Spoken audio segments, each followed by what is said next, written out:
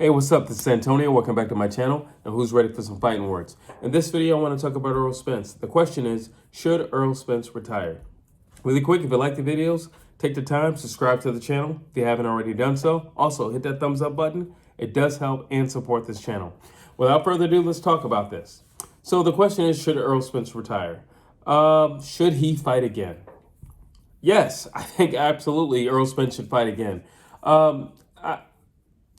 Did he lose badly to Terrence Bud Crawford? Yes. However, I think the main thing that everybody has to take into account is Errol Spence lost to the number one guy in the world at 147 pounds. Why is that such a problem? Like, it's one thing if he lost to like number 6 and he got beat like that by number 6 or somebody who has a ton of losses on the record, then yeah, that's one thing. But no, he lost to the best guy around. Hands down, bar none, the best guy. I don't see an issue with that. I don't see an issue with him losing to the best guy and then living to fight another day. I don't see an issue with him strolling on with the rest of his career, and he does have more of a career ahead of him. I don't see a problem with that. I don't see a problem with him fighting again. Now, I do understand that I think the major concern that's lingering in the background is the car accident and then him getting beat like this. But okay, whatever happened to the car accident when he beat Danny Garcia? And easily beat Danny Garcia. Nobody was talking about the car accident then. So it's only when he loses that we talk about the car accident? That's, in my personal opinion, that's an excuse for him as to why he lost. That's not coming from him. It's coming from, the viewers, us, the fans. Not coming from him, but nonetheless, I think it's an excuse. Why don't we just give credit where credit is due and say that Terrence Crawford is the GOAT? And he did exactly what he was supposed to do. He fought a phenomenal fight. Why can't we just give him the credit? And why can't we simply say in regards to Errol Spence, hey, you lost, but it's not the end of the world. And hey, you lost, but you lost to the number one guy at 147 pounds. So it's not the end of the world. Simple as that. Is Errol Spence still the truth? Absolutely, he's still the truth. Again, he has one loss, and he lost to the top guy at 147 pounds. Absolutely, he's still the truth.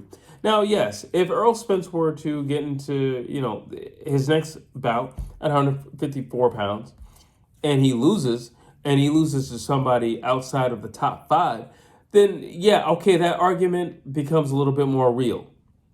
But that argument only becomes a little bit more real based upon how he loses.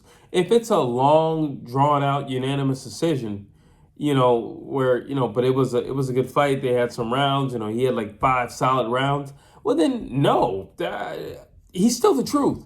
But if he gets beat again and say the fight gets stopped or he gets stopped, or say it was just an old school beating from start to finish.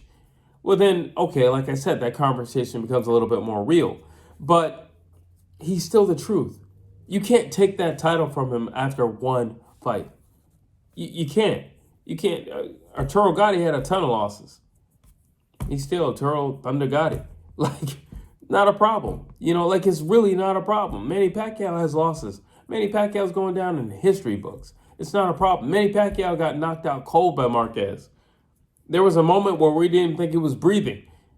And then he lives to fight on another day. I suppose that would be more of a scenario of, man, you shouldn't fight again. But if he would have listened to the people who say things like that, he would have never done a lot of the historic things he did after that. So, no, I don't think one loss gives anyone the right to tell Errol Spence that he shouldn't be fighting again or that he's not still the truth. I still believe he's the truth.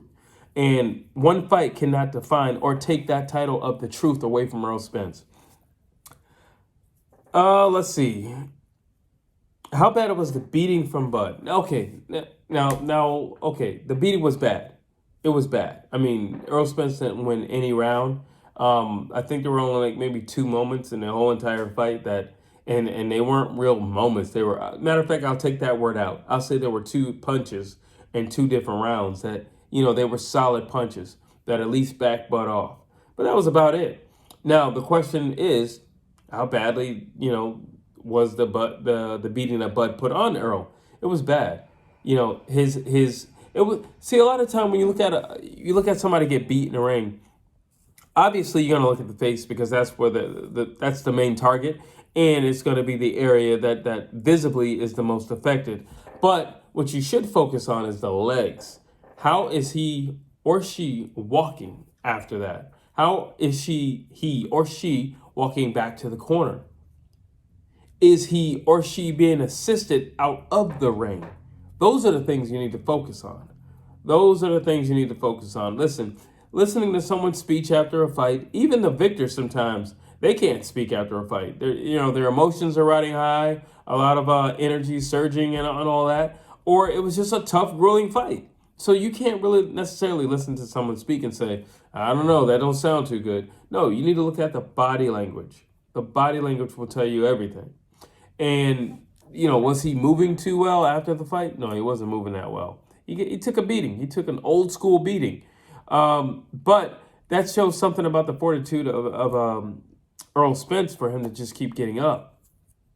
And he contested the stoppage. I mean, everybody does that. But still, he contested it. Like, he wanted more. And he believed at some point, and there was a moment in the corner where Derek James where he said, I'm going to step on the gas. So he believed at some point, I'm going to Errol Spence this thing. I don't know when it's going to kick in, but I'm going to Errol Spence this thing. So was the beating bad? Yes. Did he move the right way after leaving the ring? In my personal opinion, no. But, like I said, he took a beating. But that wasn't the type of beating that I feel like, oh, you shouldn't fight again. Deontay Wilder fought Spilka, and they carried him out of there. Spilka fought on another time. Like, how many times has Dillian White or Derek Chisora been on the mat? Are you serious? Which one's more devastating? A vicious, brutal knockout where you just collapse and you're unconscious and you hit the canvas. Or you get hit and you stumble over, which is what happened with Errol Spence. You being unconscious and hitting the canvas is worse. And they've gotten up to have many more victories after those stunning bad knockdowns. So Deontay Wilder and the last match with Fury, he didn't look too good. He really didn't look good in the end of that fight.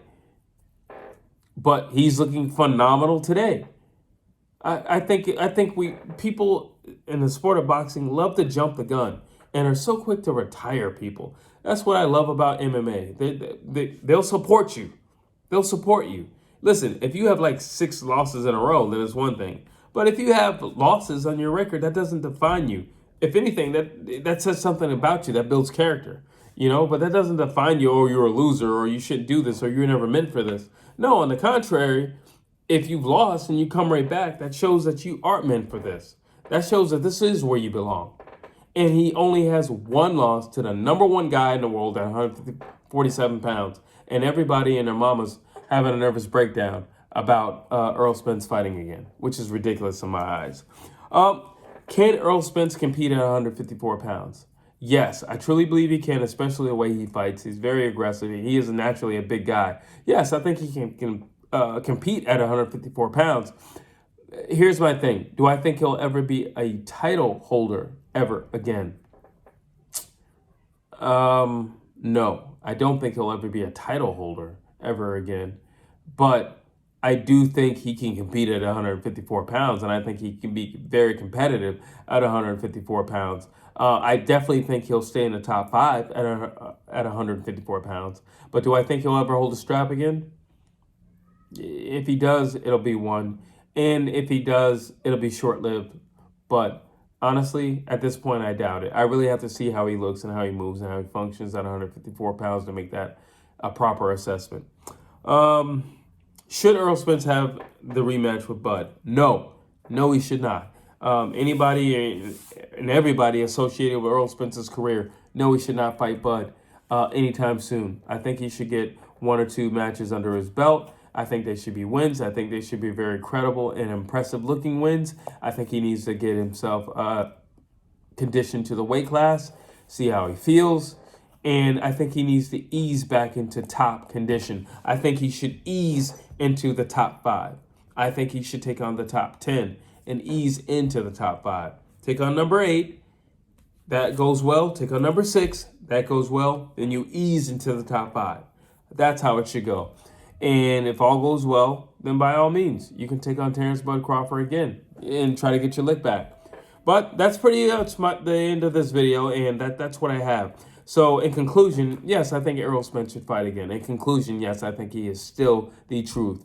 And I look forward to seeing many, many more fights from Errol the Truth Spence. Drop your thoughts down below. As always, please like, please share, please subscribe to this channel.